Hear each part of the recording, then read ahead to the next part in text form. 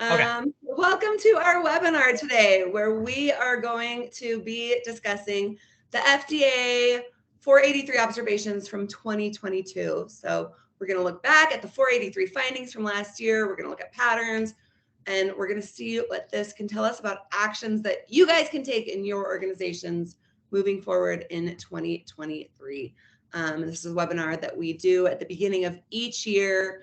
And so we're excited to be doing this again, and we're glad that you could all join us today. So my name is Linda Marie Beitler. I'm with Pathwise, and I'll be your moderator during the next hour while we're here today. Just before we get started, just so you guys know, you are all on mute just to eliminate any background noise, so that we can hear Damon nice and clear once he gets going. Also, something that I really enjoy about Teams as a feature, I know everybody has their favorite video conferencing tool that they use, but Teams has closed captioning available. So if you need closed captioning, you can turn those on. If you go to your taskbar, and you'll see there's the three little dots in your top corner that says more. And if you scroll down in the options, you'll see turn on live captions, and it will show those for you at the bottom of your screen and show the captions of what we're saying. So if you can't have the sound on for whatever reason, don't have headphones or something like that with your computer, then that's a really great option for you to be able to listen to or read what is happening today with the webinar. So that's just a great little tip about a feature that Teams has. So a little bit about Pathwise. This year, Pathwise turns 30 years old. I think we're a millennial now. I don't know what that So Pathwise provides proven methodologies in quality and compliance through hands-on and practical solutions to ensure compliant, effective, and efficient quality systems. Our training helps to simplify necessary concepts and processes to ensure a quality system program that conforms to industry and regulatory standards. You'll see here on this screen, there's a QR code, two QR codes that can take you to our LinkedIn page, as well as our YouTube channel. That can take you to some really great resources and things that can help you in your day-to-day jobs. So utilize those resources. I'm pleased to present our presenter, Damon Linder. I've been working with Damon for like 10 years now. He is a seasoned quality professional with over 25 years of experience in engineering, sales, and project management. He is currently a PhD candidate, so soon to be Dr. Linder. Yes. Has an MBA from Tiffin University, a bachelor's in mechanical engineering from Kettering University. What I love about Damon is he makes some dry concepts exciting and energetic. So you guys are lucky to have him here today. He has extensive training experience in CAPA, risk management, change management, risk analysis tools like FMEA and FTA. So he is here. I'm going to let him take it away for you. Damon, it's all you. Thank you, Linda. Thanks very much. And thanks everybody for joining us here today in our discussion of kind of just a recap of the 483s for last year. As Linda said, you're all going to be on mute until the end. We will have some time at the end to do a little Q&A. We'll leave some time at the end for that. But we won't be, just because of the kind of nature of a quick, lunch and learn type webinar situation, kind of like what we're in here. We're not going to be taking any questions during the actual presentation. So you could feel free though to put them into the chat as you're going along if you would like. Linda's going to collect those, and then we can talk about that at the end when the mics are opened up, etc. So again, thank you. Sit back, relax, enjoy the scintillating topic of 483 observations. For those of you who this is your first kind of experience with at least this particular webinar and our subject matter here today, you're in maybe, I think, to hear something pretty unique and new. For those of you who joined us last year or the year before, or the year before, or the year before, unfortunately, you're going to see a lot of the same stuff. Now, That isn't necessarily because I just want to reuse the same materials that we've done in the past. It's because the themes that we're going to talk about today are the same themes that we've been talking about for many years. And quite frankly, that's a theme in and of itself. And we'll get to that in just a minute. So what are we going to do today? You can see the learning objectives on the screen in front of you. We're going to do a review, okay, of the information. And then I'm also going to kind of switch screens over into the data dashboard that we use to compile this information at Pathwise. And this data dashboard, as you'll see, is available online to anyone. You could duplicate our data yourselves. You can get all this information. You can analyze it, dissect it based on your particular industry, your interests in looking at this data, etc., all yourselves. It's all there for you as well. It's not, I wouldn't call it a deep dive, but I at least am going to introduce you to that for those of you who know that tool, that the data dashboard exists. Okay, might be something you've seen already, but for those of you who perhaps don't, it's a nice way to kind of get some perspective on what's happening in the industry. That's going to lead us into the actual data that we will be talking about today, what we're seeing for last year in 2022, and then what patterns can we see based on last year's data and previous year's data as well. Are there any patterns? Are there any repeats? I kind of maybe alluded to that fact a little bit already so far. We'll see that when we go through. And then we'll talk about the kind of investigation that we did just to, from the outside looking in, trying to identify, well, what are the 2023 initiatives, influences? What are we seeing? And this is also just generally, available information. Well, we're not giving any, proprietary. We haven't had any off the record discussions or anything. Just, hey, a review of what the prevailing information that's available online is kind of indicating for perhaps what the 2023 initiatives for the FDA are. And then maybe even some other perspectives from consulting groups and other agencies relative to 2023, and then summarize everything that we're talking about and how it kind of all fits together. And what I'm going to say at the end, I'll tell you, little spoiler alert, Linda, I'm going to give them the end at the beginning, which is maybe not the best, but it's stuff that we already know. It really is. And it needs to be looked at a lot more seriously as we go forward, but we'll get there in the end. So before we get into the details and looking at some of the data, a quick review. Again, some of you, this might be common knowledge, but we're just going to review some of the terminology that we're going to see here when we start looking at the data. What's an inspection? An inspection, FDA conducts inspections and assessments of regulated facilities to determine a firm's compliance with applicable laws and regulations, such as whatever act applies to you, whatever code of federal regulations applies to you, etc. That's all. This information is available to you on fda.gov, not fda.com, because probably, as most of you know, fda.com is just where you buy the books and stuff there, not get the information. Well, what's a Form 483? A Form 483 is issued to firm management at the conclusion of an inspection when an investigator or investigators have observed any conditions that in their judgment may constitute a violation of whatever regulatory regulatory guidance is applicable in your particular situation. The Form 483 notifies companies' management of objectionable conditions. And at the conclusion of an inspection, the Form 483 is presented and discussed with the company's senior management. So the inspection is conducted. There's perhaps some findings. We summarize those findings into a report. Beyond that is a warning letter. And if the FDA finds that a manufacturer has significantly violated FDA regulations, the FDA notifies that manufacturer. This notification is often in the form of a warning letter. The warning letter identifies the violation, such as poor manufacturing practices, problems with claims for what a product can do, or incorrect directions for use. The letter also makes clear that the company must correct the problem and provides directions and a time frame for the company to inform FDA of its plans for correction. And yeah, this is something you need to respond to.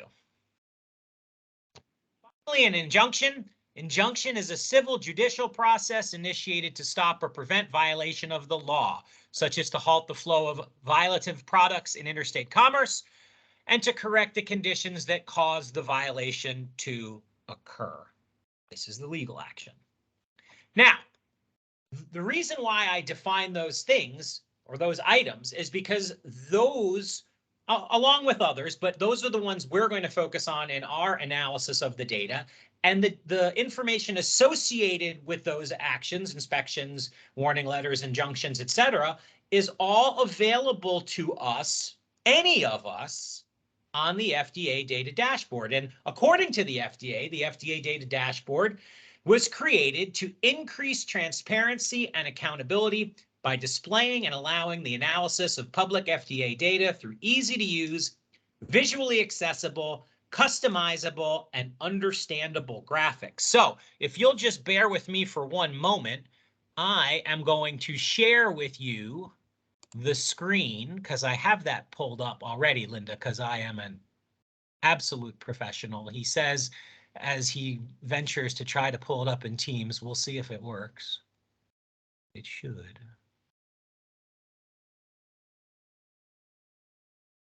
All right. Let me go back one. All right, so you should be able to see the compliance dashboards now. Clicking on that link, and I'll put that link back up on the screen at the conclusion of our little discussion of the dashboard here. But again, if you look at the URL there on the top of the screen that I'm sharing, a simple search of data dashboard FDA is going to get you here to where you need to be. And what you can see is you can choose whichever you want. For the purposes of our little quick discussion here today, I'm just going to choose inspections to highlight.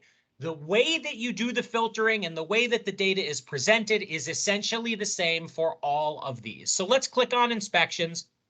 And when we do, we say, okay, hey, now we're in the inspections section. Well, as soon as you click on inspections, you get to see all this data, automatically populated in your data dashboard. Foreign and domestic inspections, inspections classification by fiscal year, inspections classification by product type, top 10 citations, and then some information about foreign and domestic, and then the actual details, should you want it. If we scroll down here, you can dig into all of this specific detail, including the organizations, the locations, all available to you. I will leave that for you to do yourselves, but I do want to show one thing, and that's the filters button. So if you go to the filters button here, then it gives you a very easy way to filter the data, and it filters all of the data on whatever dashboard you choose, okay?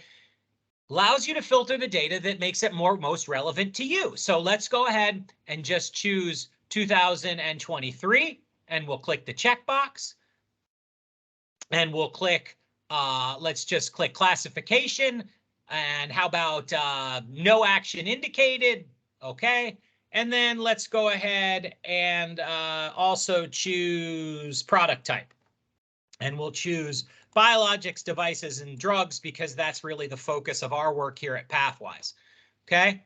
And then we can close that, and now you see here in what we'll just call kind of the filter bar, if you will, if you can see my mouse right there, we are now filtered to fiscal year 2023, classification, and product type. And of course, as you can tell, the numbers have drastically reduced because we're filtering this information to such a great degree by year, being this year not having as much time, etc., product type, and no action.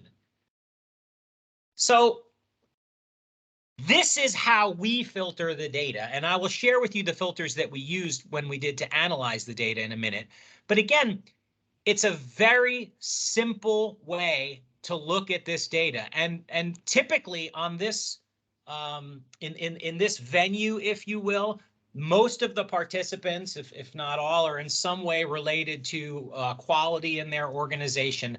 And not that we're all not related to quality, I get that, whatever. But if our specific role is partly associated with trying to tell other folks in the organization how important it is, right, to give to justify, and how important it is to really understand the importance of this data and how we're doing, then this dashboard could be a nice little resource for you to use internally to just demonstrate to folks who perhaps don't have as much experience or knowledge with this particular subject matter that you do. Okay, I highly recommend it. It's easy to use. You can cut and paste out of this if you want. You can screenshot out of it. You can export the data, as you're going to see here when I click. You can export it as an image, as a PDF, or take the data right into Excel if you want. So it really is powerful. It really helps, at least in my opinion, if your role is to either analyze the data to try to understand what's coming, which is kind of what our discussion is today, or, and this is what I like to highlight in this session too, as part of your role in spreading the information about inspections, about compliance to other members of your organization as well, because this is coming right from the source. This isn't you or me, right? We can say this is data right from the source that hopefully can help build some knowledge in the organization as well for you. So again, here you can just see those different graphs that are created, things like that, that's available for you, including the detailed information. And I'll just go back one to the compliance dashboards here for just a second and remind that you can do inspections, compliance actions, recalls, import summary, refusals, entry, etc. It's all here for you. Okay, so now if you will bear with me again, I will go back to the PowerPoint. Just give me one moment, please.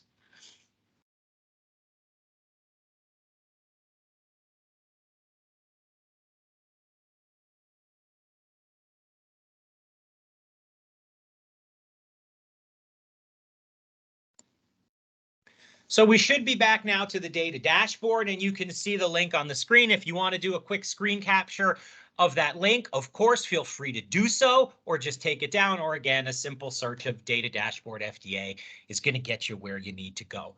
That's kind of our brief introduction into the data dashboard itself and kind of where we are looking in order to get the information that we need to compile this discussion every year. Let's move into an actual review, though, of the data. So how did we compile this data? Well, we took the data for 5 years, 18, 19, 20, 21, 22, and we applied a filter. We applied the filter just like you saw me do with the little check, the little X's, etc., in the FDA dashboard. The filter data was, as we just said, those first 5 years, project area, all. Posted citations, all. Country area, all. Legal name, all. But filtered to biologics, devices, and drugs. Classifications, all. Regions, all. States, all. So what are we doing? We want to see everything there is to see, right, relative to biologics, devices, and drugs. So here it is. And I remember doing this session last year, and so does Linda, because we've talked about it. And I remember one of our points was we did not think that we would see the same level of dot when we did this quote next year, meaning now. And we didn't. The trend was down. We all know about COVID. We all know about how that impacted everybody's ability to move around and do things. And if you were on the call last time, I think you'll probably remember, because we would most agree that if we were to exit the pandemic in any sort of fashion, it was our full expectation that those numbers would go up, and they did. Look at the difference of inspections between last year and this year. Now, certainly we're not maybe up to where we were in 18 and 19 yet, but the writing is clearly on the wall that inspections are increasing. If you were going to walk into this session thinking, oh no, we're still going to get the same level of scrutiny, if you will, you're mistaken. Inspections are up. And of course, I don't have a crystal ball. I wish I did. I'd win the Powerball. However, I think when we're sitting here next year having this same discussion, I think it'll be up even more. I really do. If we also look beyond simply on this page, the inspections themselves, if we look on the actual classifications of the findings there, we can see a commensurate increase, right, in what the findings were. Now, there's clearly a lot that no action was indicated. That's the NAI. We get that. But again, it's just simply saying that when we have larger numbers or greater numbers of inspections, there will be greater scrutiny. So the takeaway really from this, there are these two slides and the filtering of this data in this way is to say, if you thought that maybe you could be a little bit lax or you didn't, you could kind of keep the bar just where it is and it's good enough is good enough because we're probably not going to get an inspection or things aren't really going to necessarily increase. My personal opinion, based on even just looking at these two slides, not necessarily a good choice for you. Okay. Inspections are up. Findings are going to be up. Generally speaking here, the first part of our review of the data from 2022 is simply the trend of activity, not the specifics associated with the findings. We'll get to that in just a minute. So from a general perspective here, it's pretty clear, okay? We are on the rise from inspections. And here's just another screen capture from the filter where we can see the distribution of these, not only the total numbers of inspections, but also how it's distributed between biologics, devices, and drugs. Now, one thing I do want to mention, though, and I could have mentioned it at any time, now's as good as time as any. If you're a real stickler for data, and I'm fairly certain some of you are, if you remember some of the numbers from last year and you compare it to this year, there are some slight differences when there shouldn't be. I did notice that especially, I think in 2020, there were some differences when we were compiling the data between this year's compilation and last year's compilation, which technically should not occur because 2020 is 2020. That said, if you do look on FDA's website or on the dashboard, there is a disclaimer that says that data is subject to review and update. So it's obvious, and I wanted to mention it this year. I didn't last year because I didn't notice it. But not only is there scrutiny on inspections, obviously, but to me, that demonstrates that the agency is going back into the dashboard and really trying to keep it up and to be diligent to make the collection of this data and the presentation of this data to industry, quite frankly, as accurate and as up to date as it can be. And frankly, I think that's a really good thing. One thing I do want to go back to here, hold on just a second. Well, now we'll keep going, go from there. So let's take a look then at 483s issued. Do we see any trends? Well, just like our inspections went up, so did our 483s go up. Now, this kind of reflection on the data from 22 to 23, yes, it's data driven and it's coming directly from the compliance dashboard or other sources here. However, it's really, at least for us, this is not intended to be used to create like statistical analyses, if you will. It's more to look at general trends. And when I look at this, I get the feeling that maybe there was a little bit of less scrutiny being placed on biologics over the past years. Maybe a little bit more of a focus in other areas when perhaps there weren't as many inspections going on. Now, it's clear there are a significantly fewer number, right, here for biologics than devices and drugs, but just looking at this data in general and looking at the increase from 17 to 61 and looking at the increase of the inspections, I think there's another trend that we can identify, and that is for those of you in biologics, expect more inspections. Expect greater scrutiny. If you're in the industry and perhaps you're getting some feedback that the work that you're doing isn't necessarily the most important thing on the agenda, you could use this data to perhaps say otherwise. Not to say that devices and drugs are not being scrutinized. Obviously, they are from this data. But again, we're speaking in general terms and looking for general trends in the data. And personally, I have to acknowledge that as perhaps a trend that we should identify as well. Here, just another look there at those year over years now in bar chart form instead of a table, kind of just saying the same thing. A lot of the trends are the same, except for that magnitude difference in the biologics there going forward. Now, let's get into the actual observations, okay? The actual observations. So, establish, maintain, and follow manufacturing SOPs.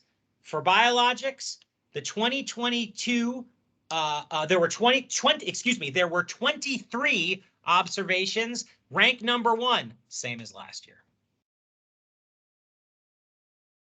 Thorough investigations, now rank number 2.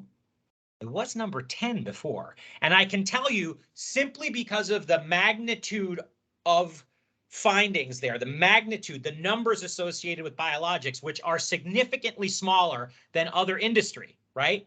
Number 10 was not many. Now up to number 2. Required records up to number 3, same as last year. Concurrent documentation, proof of identity, essentially the same, and then you start getting into fewer observations, obviously. But the trend here, the point to mention here, these look a lot like the same descriptions that we've been seeing in med device and pharma for years and years. So biologics, welcome to the party. Essentially. You're now getting cited for essentially the same thing that med device and pharma has been for years, and your scrutiny is going up. And once again, much of the findings related to SOPs and specifically kappa SOP if you dig into the data in detail. Establish, maintain, and follow manufacturing SOPs, thorough investigations. We look at that. These top 5 account for 46% of the total, but of course we're putting a little bit of a lens on that because the total numbers are quite a bit fewer than some of the other types.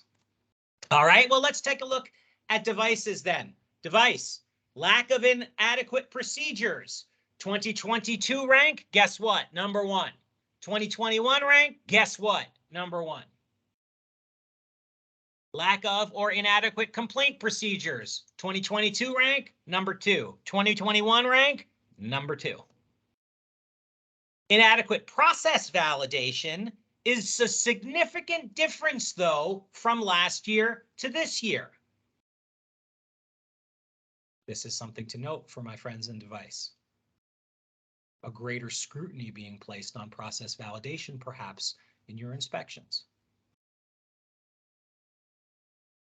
What does that mean to you relative to your regulatory needs, your documentation, your work? Everybody's a little bit different. I get that. And in a 45-minute to an hour webinar, we can't specifically go into what process validation means to everybody. But whatever it means to you, take a look at that difference in the ranks. Purchasing controls, 4th last year, 3rd, so essentially quite another similarity. Lack of inadequate procedures, non-conforming product, similar as well. And when we get down into the 4s and 5s and 6s in those ranks, you can also see that the numbers of the observations tend to get a lot closer together. So the relative ranking is a lot more clustered together as we get to 5 and beyond. Big takeaway here, inadequate process validation for you folks in device.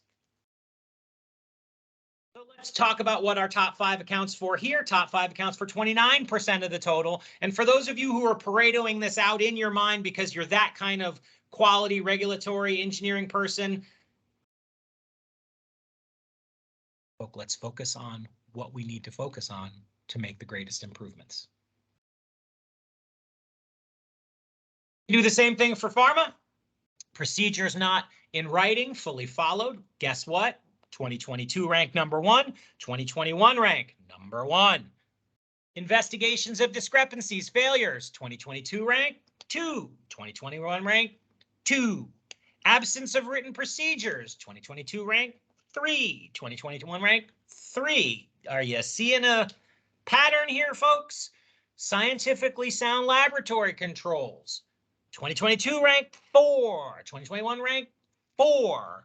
Equipment design, size, location, rank 2022, 5, 7. But again, same thing. As we get down into the like number 4, number 5, and beyond, if you are to scrutinize this data in the dashboard, and I recommend that you do, you go to your sources to get this information, they start to cluster quite a bit closer together in terms of the total number of observations.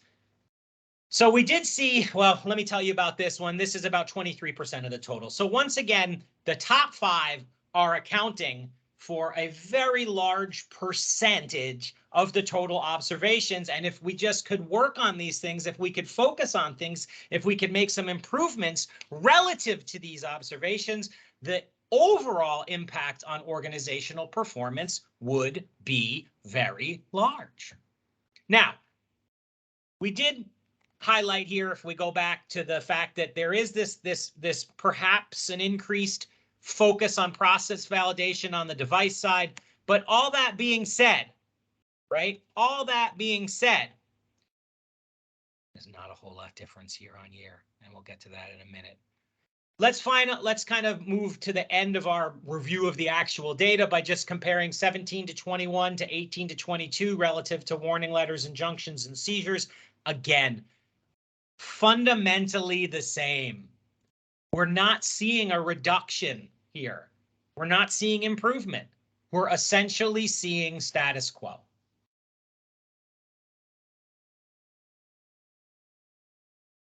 Just another way to look at the data here. Bar chart 18, 19, 20, 21, 22. Kind of rolling along at the same clip as we have been for years. Doing the same thing that we've been doing for years, it seems.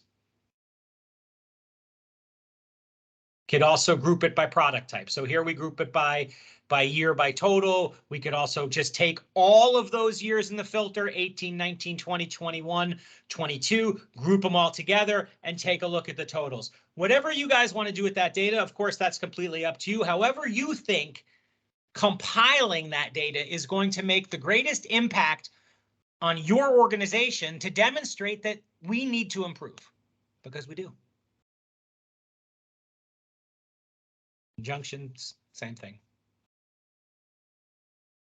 Data that's available to you, devices, drugs, etc. Totals in the years. And again, this is the aggregate all the way from 18 to 22. So, in summary, we look at the dashboard, it gives us data. We look at the data in the dashboard, and with maybe one exception, we're seeing all the same stuff that we have year on year on year on year. So then I said, well, what did we think that FDA was going to focus on in 2022? These are the bullets that we listed in the presentation last year. And the data, like I said, changed a little bit. These bullets didn't. I made last year's presentation and I did a straight copy and paste. Public health and consumer protection, modernizing the agency to keep pace with science and technology, emergency preparedness and response. All very interesting focus areas, in my opinion, all having essentially, with exception of the first one, but the first one is pretty general, okay? That's pretty vague. Where is it, right? Where is it written that we're going to improve the procedures of the industries for which we are regulating? The industries for which we are trying to determine compliance. Didn't see it in the data last year, and didn't see any increase or really improvement in the situation last year. Did the same thing. Went out, looked around on FDA's website, didn't see much yet, quite frankly, relative to what the initiatives would be for 2023 from the FDA perspective. A lot of the same stuff that you see on that previous slide, kind of general, maybe a little bit vague, etc. Nothing noteworthy. And again, this is just a cursory look by me and a couple other folks on the internet trying to generate information, not, specific, information from a source, etc. Just trying to get a feel. Nothing. So I said, well, wait a minute. We got to somehow differentiate last year to this year. We got to do something differently here this year, because not only does the data not show that we're necessarily making a change, but maybe our presentation isn't effectively communicating to people that we need to make a change. So I said, well, what if I just go out? What if we just go out and look for information from other consulting companies, law firms, whoever, right? Whoever, what can we find relative to focus areas for FDA as described by the quote industry? And this is not a judgment on these bullets. Far from it. I simply got these. These seem to make sense. There was a nice little summary. I said, let's throw it in here. The source is credited at the bottom. Major changes are expected from FDA. They'll impact all product categories. Okay, good. I get that. A little vague. Can't really do any actions with that. Okay, let's keep going. Companies navigating FDA-regulated product space should be mindful of newly implemented regulations, agency guidance, related congressional activity that impacts their products, business strategy. Okay. Mindful of how shifting policies and agencies can create legal risk. Okay, I get it. That all makes sense to me, quite frankly. But I'm looking for something. I'm kind of a practical guy, as Linda can tell you, right? Even though I'm now a PhD candidate. Thank you very much. I'm a pretty practical guy. I'm looking for something a little more concrete. Can't find it. So I'm going to do the concrete stuff, right? I'm going to remind us all first that the number one rank observation, right, for 2022 for biologics, device, and pharma, and I use that terminology because that's the way you're going to find it in the dashboard. Those are that's the descriptor, if you will, for industry within the data dashboard. Biologics, device, pharma. Establish, maintain, and follow manufacturing SOPs. Lack of or inadequate procedures. Procedures not in writing, fully followed. Those are the number one rank observations for 2022. We're not following our procedures. We don't have procedures. We are not doing what we say we should be doing.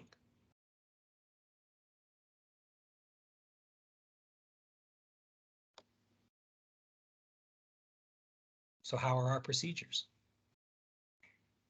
If I'm writing the 2023 focus areas according to Damon, right, for whatever that's worth, and well, nowadays used to be that and a nickel could get you a bazooka. I'm not that old.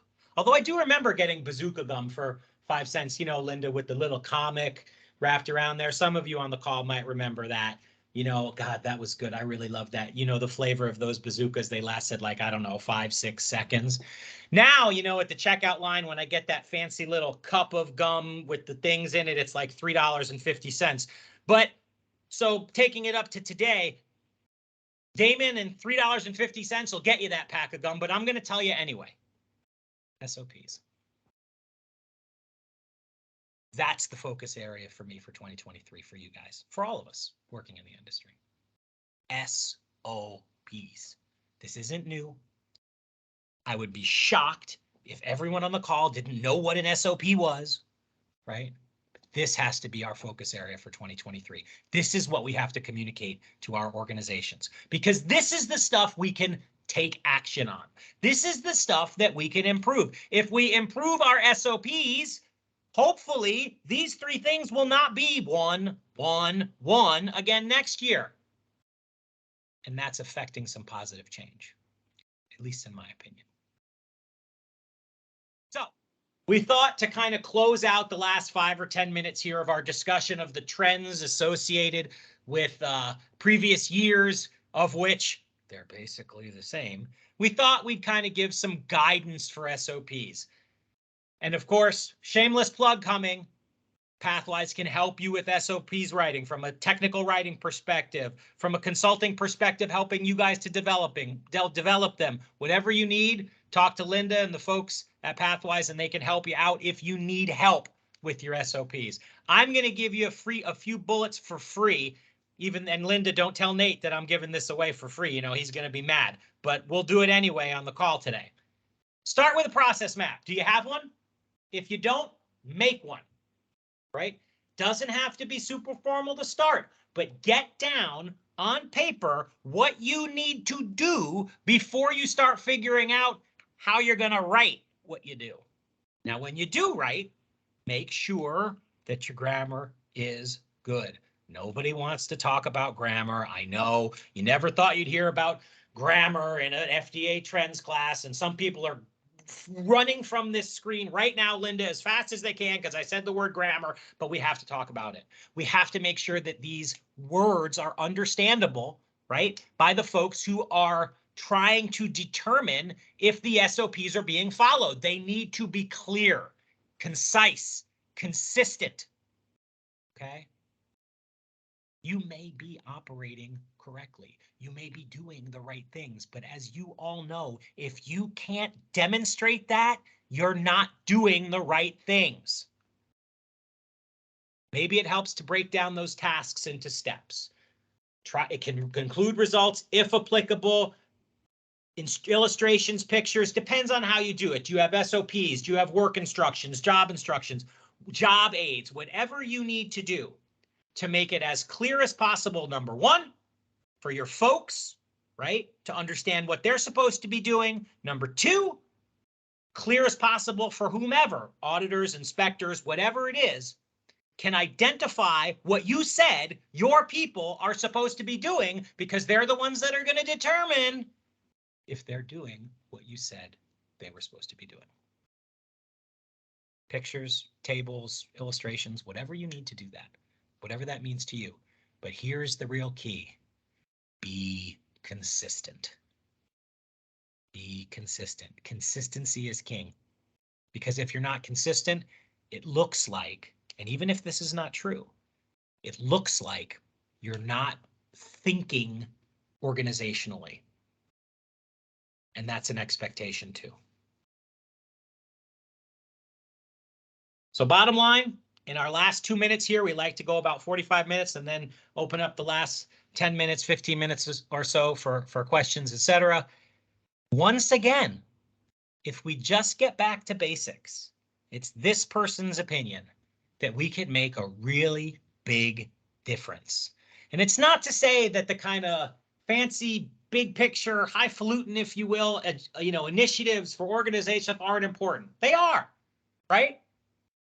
But so is just getting back to the basics and looking at our procedures and making sure that we're following our procedures. Because I honestly believe if we just did that as a group of industries, that those numbers that we see in this would change.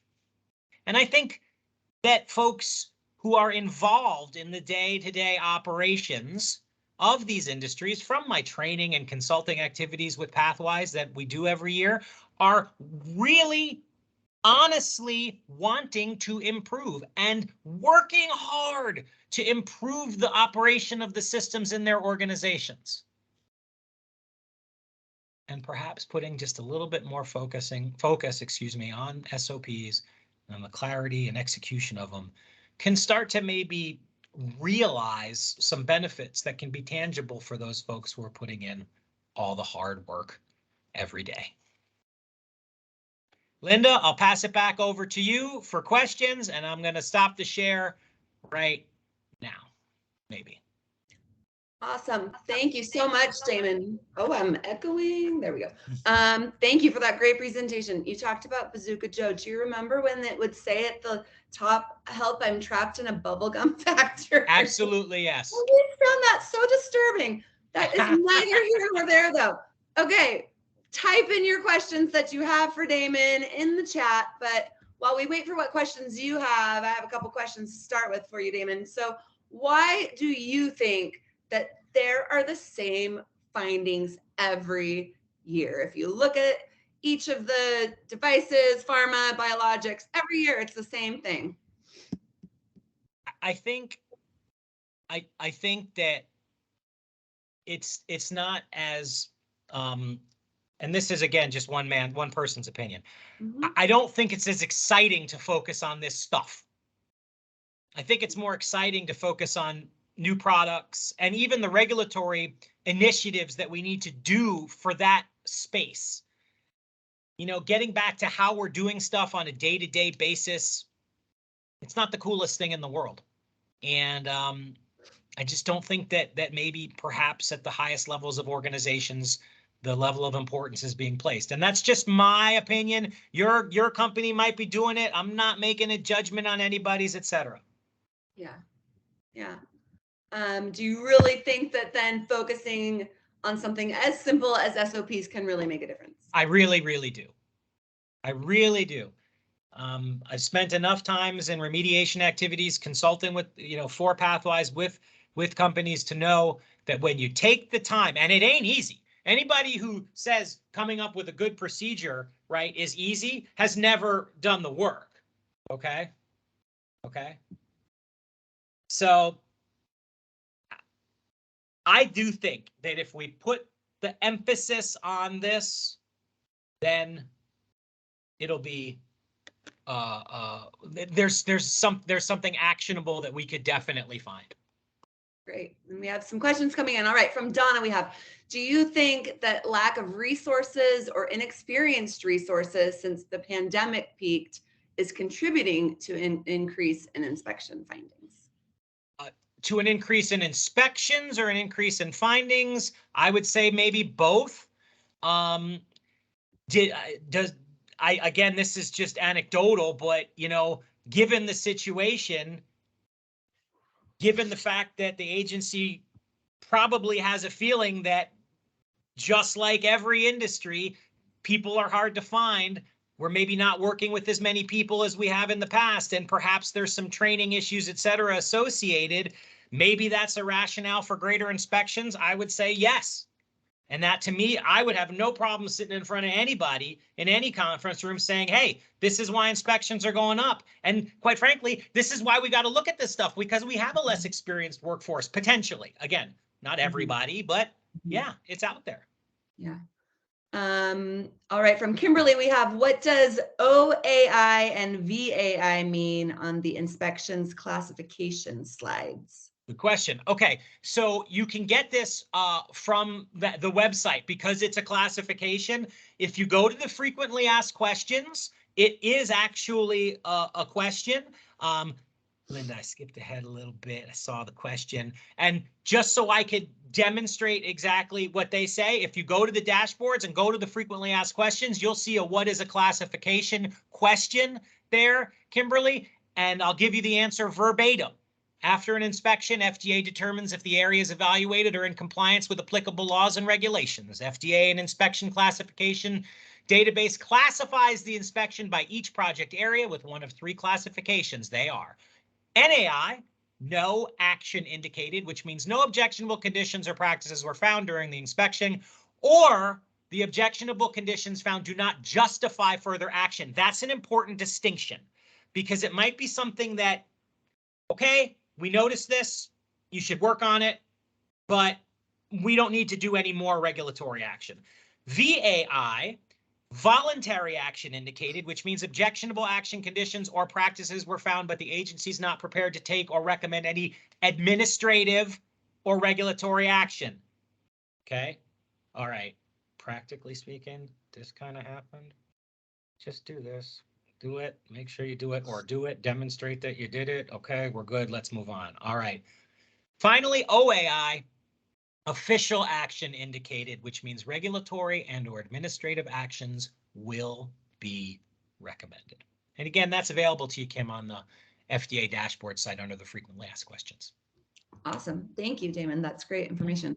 All right. Anna, we have one of the slides shows that in 2020, there were many more warning letters than the other 4 years. Why do you think that is? I was expecting it to be lower. Well, I can honestly say I don't know. It all depends on the year. It depends on who they're inspecting and what they're finding. I guess I wouldn't have expected it to be lower per se. To me, the only trend, and of course, like I said, we're not trying to do, statistically significant numerical analysis on this. We're just looking for kind of things that we could use to guide the way that we work to make our work as effective as it can be. I think what we see is the more scrutiny, the more findings.